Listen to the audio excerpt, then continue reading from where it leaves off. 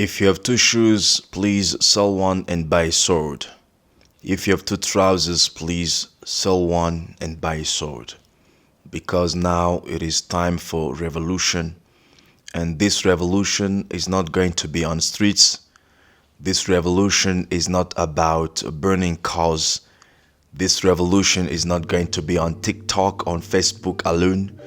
This revolution is first and foremost in the mind.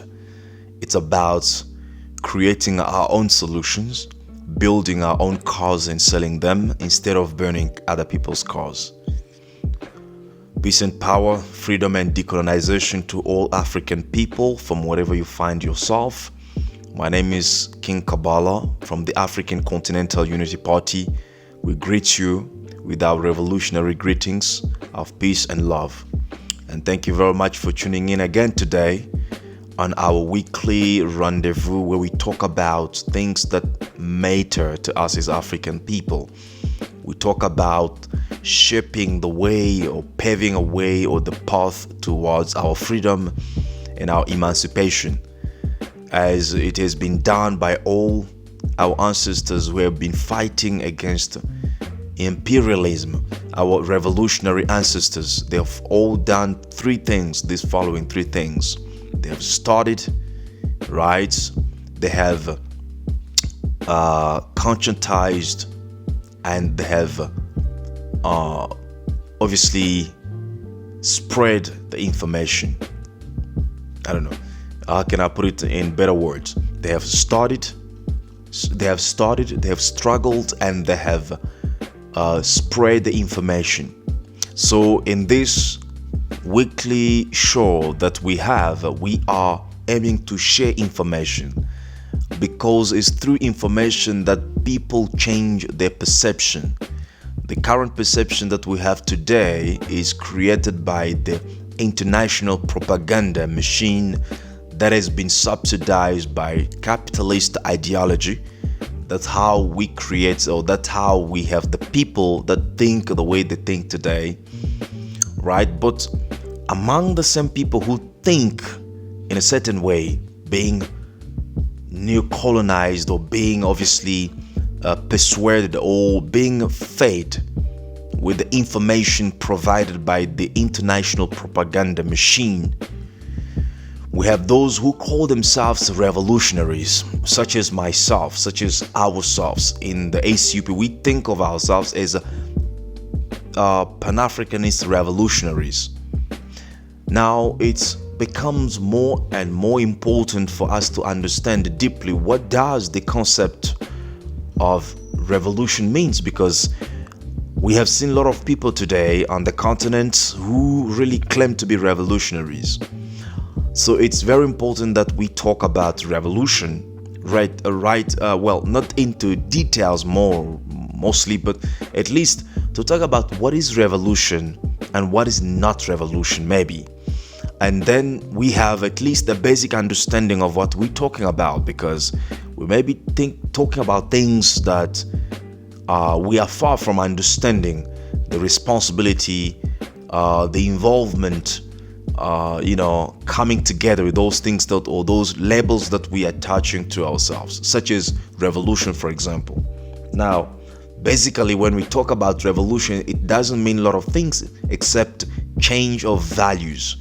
Every society is governed by certain values, by certain principles that determine what happens to the people of that society. For example, the values that determines, or the principles that determines rather who get what in that society, right? Who does not get what in that society, who have a say in that society and who does not have a say in that society, who determine who controls the means of production and distribution of resources in that society. All those things become the value system over which the society is based and it's functioning. And therefore, when you talk about revolution, you are aiming at changing those values to create a different value system that will then govern the society moving forward. And that is exactly what is the society, right? Let me use this for better understanding. I know most of Africans are maybe Christians or Muslims and stuff like that. Now, whether they talk about Islam or Christianity, let's use the main figures in these two religions. For example, Jesus or Muhammad. When you study these people, you see that they were in conflicts with the society, with their contemporary society. The reason why they were in conflict with their societies is because they were the people who were preaching different value systems apart from the contemporary value systems that were governing those societies. That's why they were looked as a people who were against the society, were against the law, and they were fought against. And according to the story, they were also killed or fought against, and in other instances killed by the very same guardians of the society. People who didn't want the system to change. People who didn't want the values governing that system to be questioned. For example, at the time of Jesus, we know the history. We know that the Israel as a country was under Roman imperialism, just like Africa today is under the Western imperialism.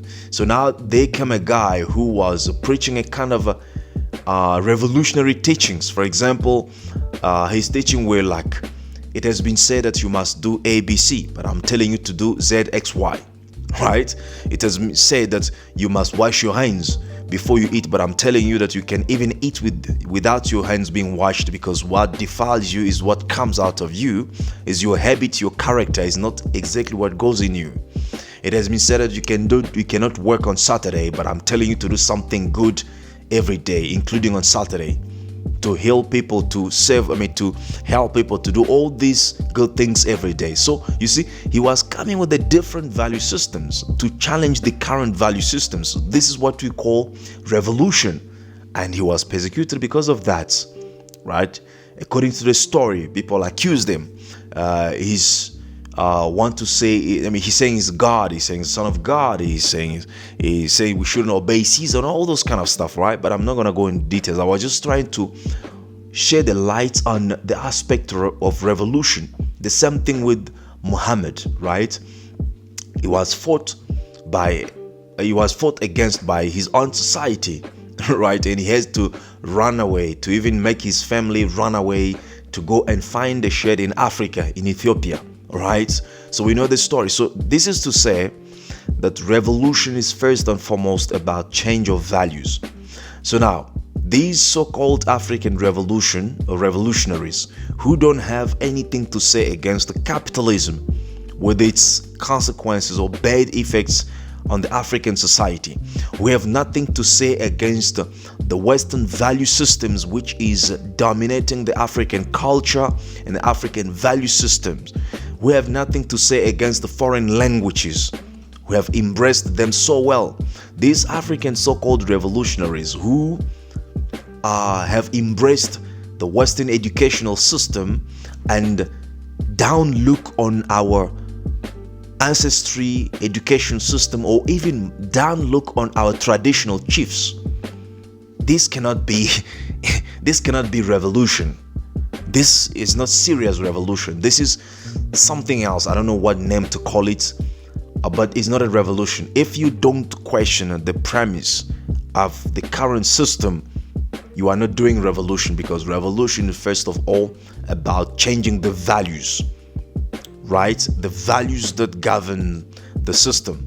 It's all about that. If you are not aiming about changing, bringing about the change on the economic system, political system, on the educational system, on the structure of the society, whereby you have some little Negroes who have studied in Paris, in England. When they come to Africa, they want to be the boss of our traditional chiefs who know the customs of our societies, who know the ways of lives of our societies, who understand everything around our societies. These people today, they don't have values. They don't have important role to play. In other countries, they are not even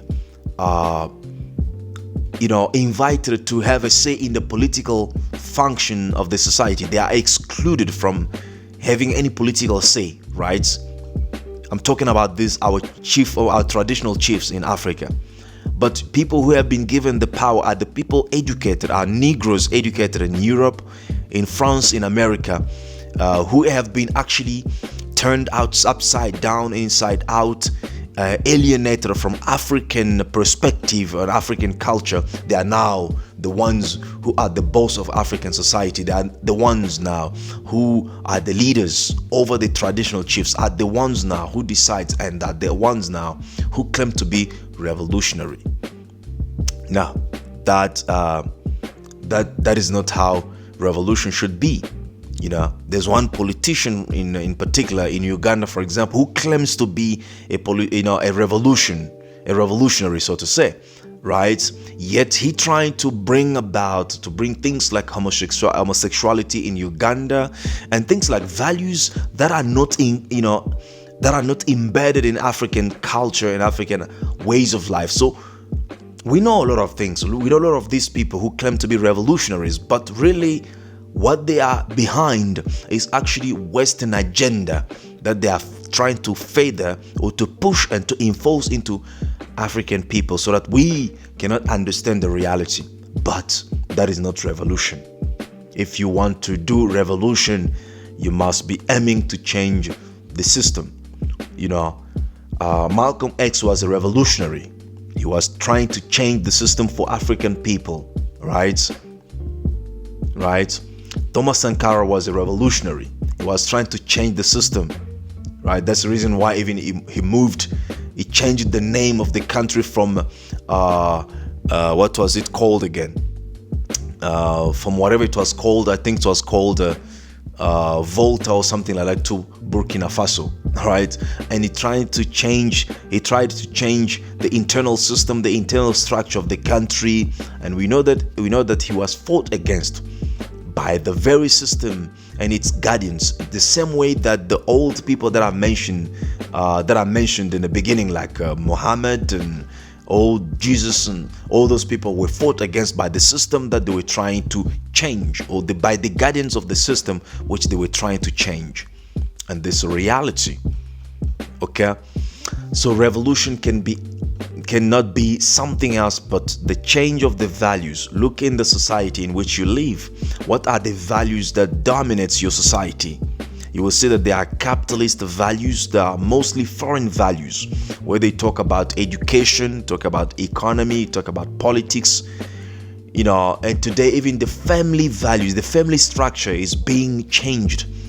It's getting the values that are not African values. The way that we define the family today, for example, when we grew up, the family used to be the mother, the father, and children. But today, the family is almost something like the father and other father who act like a mother and adopt the children, or the mother and other mother who act like a father and adopt the children. So this is a reality that we are facing today.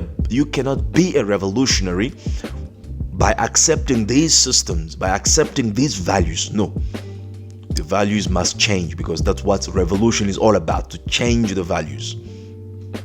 Okay, that's number one about revolution, what revolution is about. Number two, revolution is not reactionary. You see, many so-called African revolutionaries are reactionaries. Why am I saying they are reactionaries? They pop up like popcorns whenever a bad situation happens in Africa. Or for example, when Magufuli Pombe dies, you see the internet, crowded, overwhelmed by the so-called African revolutionaries, claiming this and that, claiming the war against imperialism, doing all kind of scary speeches. And when that situation goes away, after 2, 3, 4 months after the Magufuli was buried, and it's like he was buried together with all those YouTubers or Facebookers revolutionaries. You don't see them anymore, and you must wait for another situation to happen, such as an African American being killed, and then you see them again coming up with the stories of Black Lives Matters, like when it happens, when George Floyd when it happened, when George Floyd was killed in America. So these are reactionary revolutionaries. They come up when a bad situation happens to react to that situation. But revolution is not about reaction. Revolution is about the vision. And revolution is not reactionary. Revolution is constant. You do the revolution every day. Whether the bad situation happens, whether the good situation happens, your aim is to change the values, and you change the values every day. You work to change those values every day. You fight to get those values changed on daily basis, constantly. That is why since ACUP started, we have been there, right?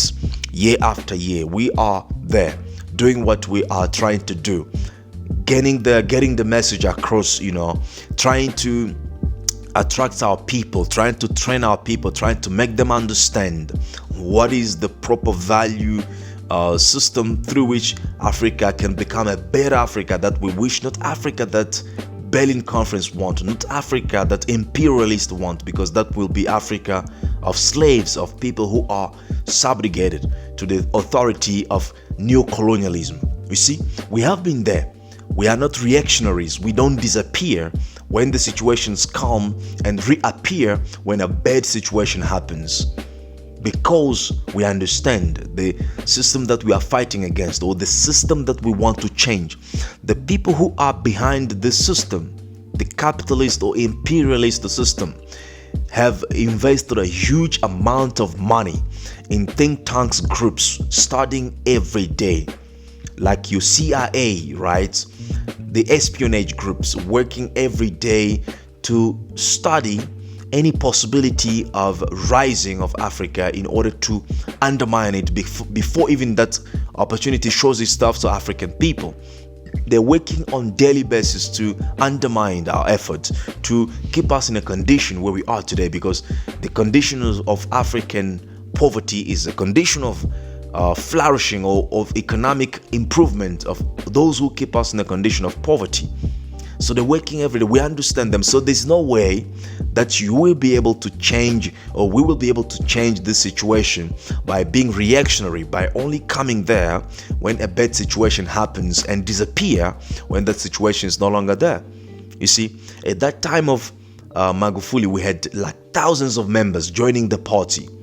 Thousands of members on daily basis joining the party. Why? Because they saw that Africa is in danger, because a president has just died mysteriously, as the narrative was going around at that time that he was being killed. We don't know the truth. So people were joining the party like we've never seen before.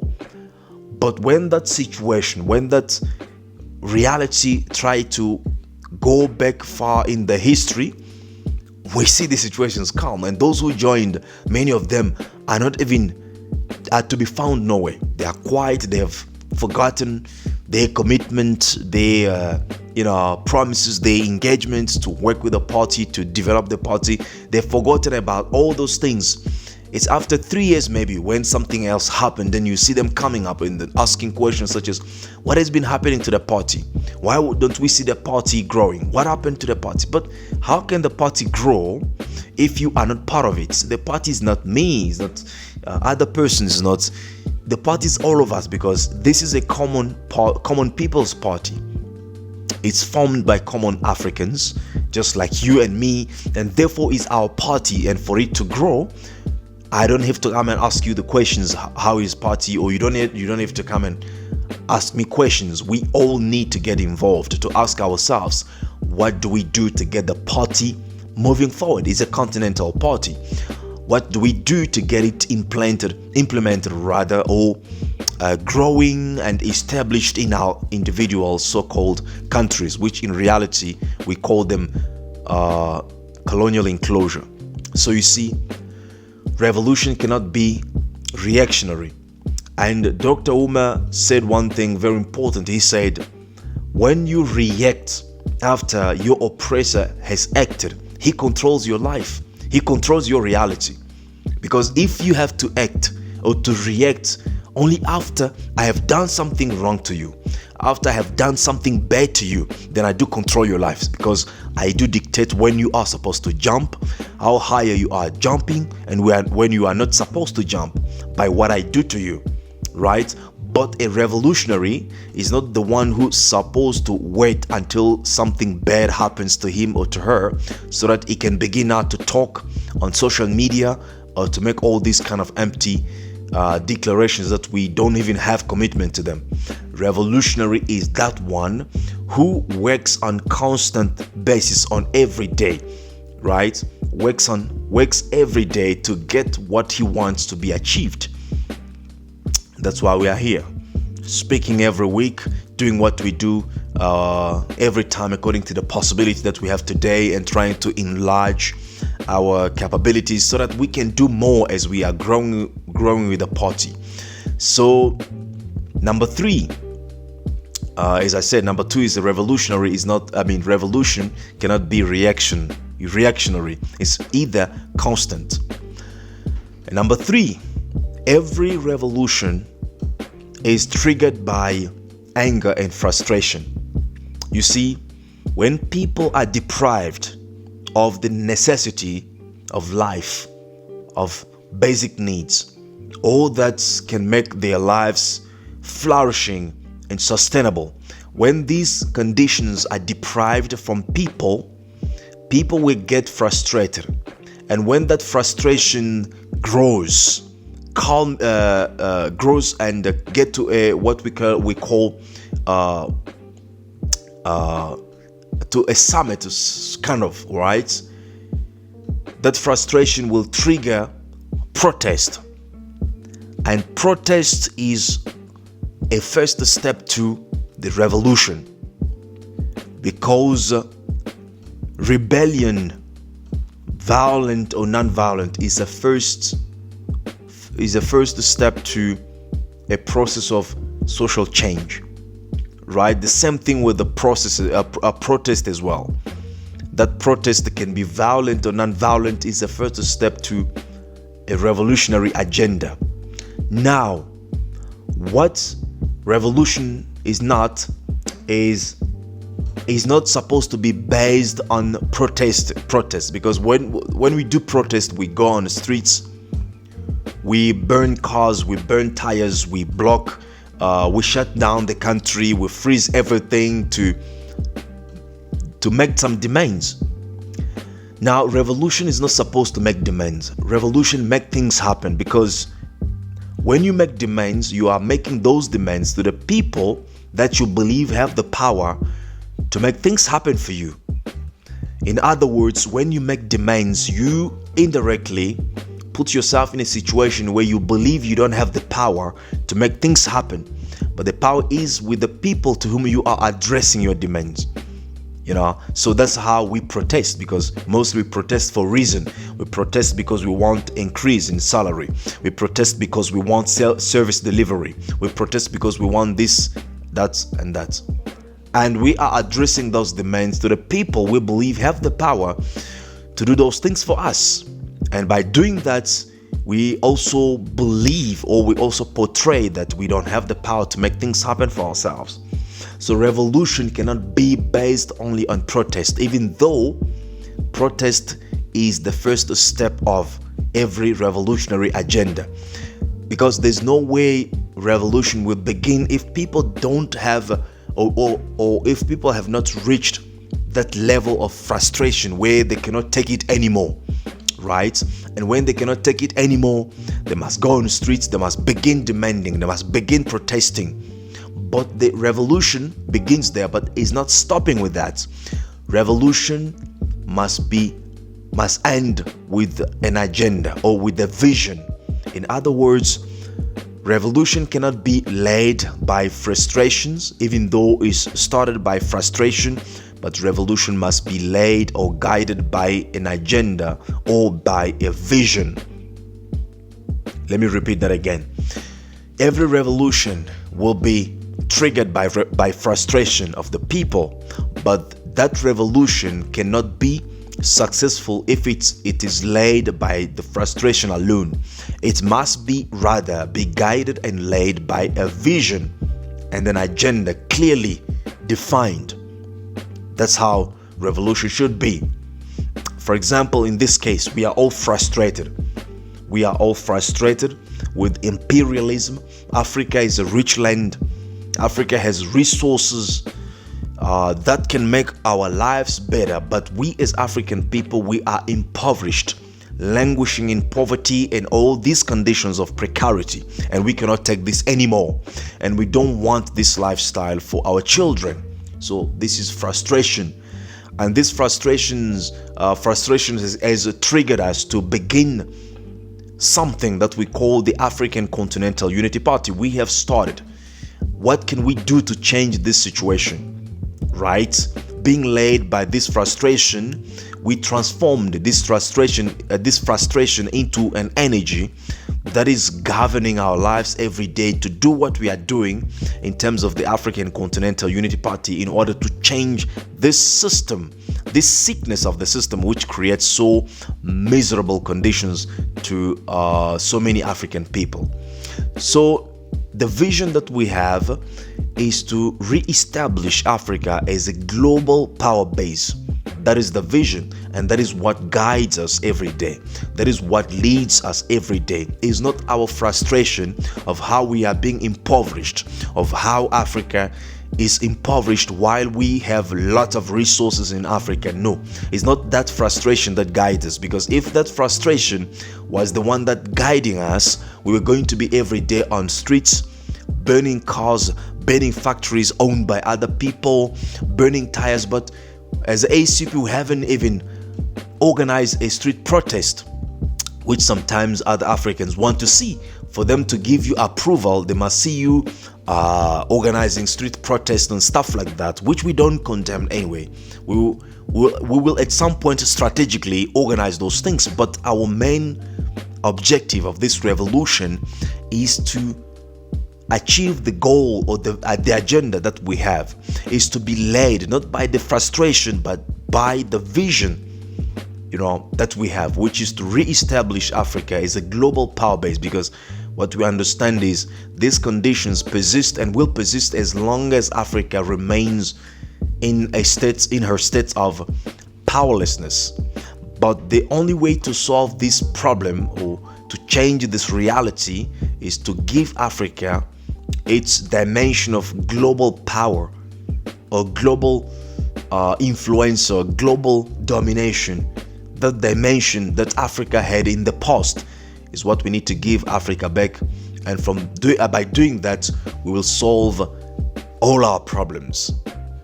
And to do that, you see, you are not supposed to go down on streets to burn cars. To do that, you are supposed to sit down, to think, and to create something that you have to bring into existence for the system to change. And that is the vision that ACUP has, to re-establish Africa as a global power base through our political system that gives the power to the masses, or actually not giving the power, because there's no way you can give the power to the people, but which establish a platform through which the masses can seize the power and dictate their own future, right? And that's number one. And number two, the agenda that we have, which aims at creating a different structure of economy that does not allow a creation of a top 1% who controls all the resources of the country as it is happening right now, but create certain conditions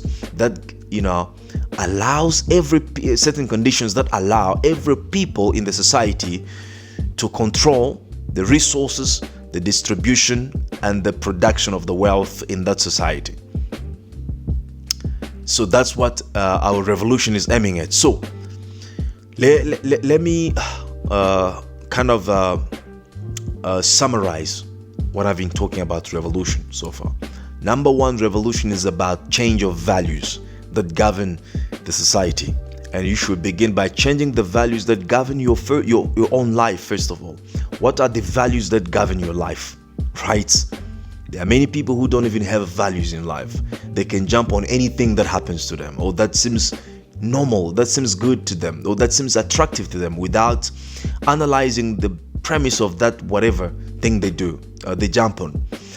They can be any relationship. They feel attracted by any situation. They don't have values. They don't have foundation in life. So the question starts firstly from you. To be a revolutionary, you need to question first of all the values that govern your own life. The values that govern your own life. What are the values that are governing your own life? Do you have commitment? Do you have dedication to things that you do? Do you respect or do you honor your own promise, your own words that you give to people? It's very important to begin by yourself. So revolution is first and foremost about changing the values. Number two, revolution is not reactionary. Revolution is rather constant, constantly creating that change that you want. Revolution is not reactionary. Every time you jump on actions, when people act or when people do something bad to you, they are controlling your life. So you'd rather be anticipatively doing what you are supposed to do on daily basis to make sure that the bad things that other people can do to you should not have a very negative influence on your life, right? That is either at individual level as well as at the collective level. So revolution shouldn't be reactionary. And number three, revolution shouldn't be obviously based on frustration, even though it is triggered by frustration, because reality is there's no way an African person who comes to know his history, who learns how he was dehumanized, how he was treated like animals, and all the conditions of colonialism and today neo-colonialism, there's no way you will learn all these things and be happy, right? There's no way you be happy by learning about all these things. It's gonna create in you anger, right, and frustration. But what is important is not the anger that you feel, it is rather what you do with that anger, because the anger is energy. You can either use that to destroy yourself, or you can use that to find permanent solutions to your problem, so that the people who did that to you in the past cannot do that again to you. So you see, revolution is constant. It's by building up. It's not about reacting. It's about building up. And it is about the vision, not about frustration. So let the anger be there. Let the frustration be there, because it triggers, it puts you in motion to begin walking as a revolutionary. But your revolution should not be led by the frustration or by the anger. It should be led by a clear vision of what you want to achieve in life, or where you want to go in life. Even in your personal life, you can be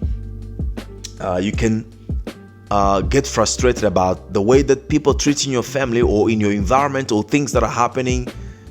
But if you focus too much on this anger, you'll be fighting with the people for the rest of your life, because from people you can always expect disappointment or certain things. But if you now shift this anger in constructive things or in constructive means, you will find the way to create some conditions of your own life that will make you safe, whether people act badly or good or in a good way towards you. So revolution shouldn't be reactionary, and revolution shouldn't be led by frustration. It should be led by the vision. You must have the vision in life. As African people, we must have the vision, and there's no better vision for Africans except that of acquiring the power that we have lost.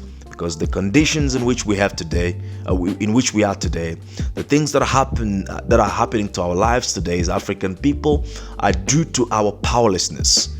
So power is the first condition that we need to achieve in order to acquire rather our freedom and emancipation.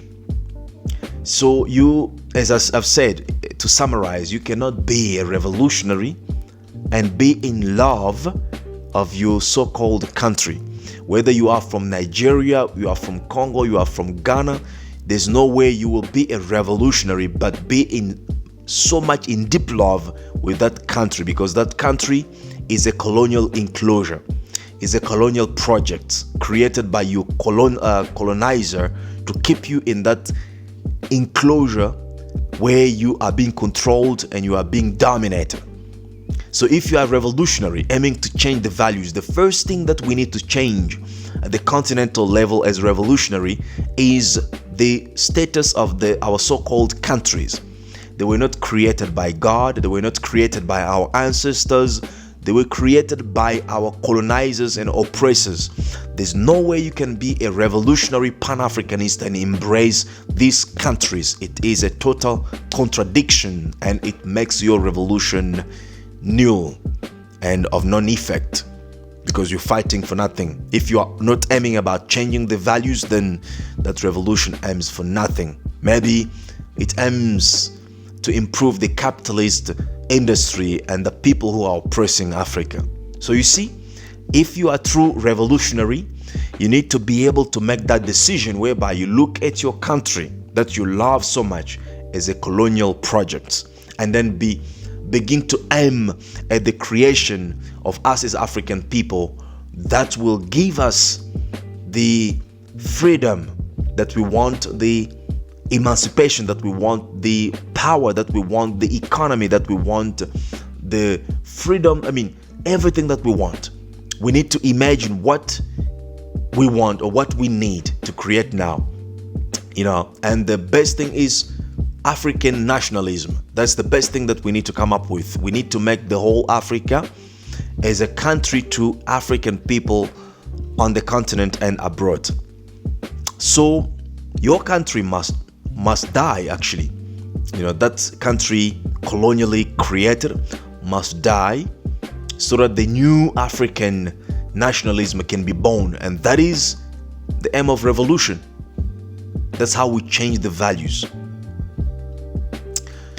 I hope this brief discussion about revolution has been fruitful to you, maybe revealing to you certain information that you didn't know.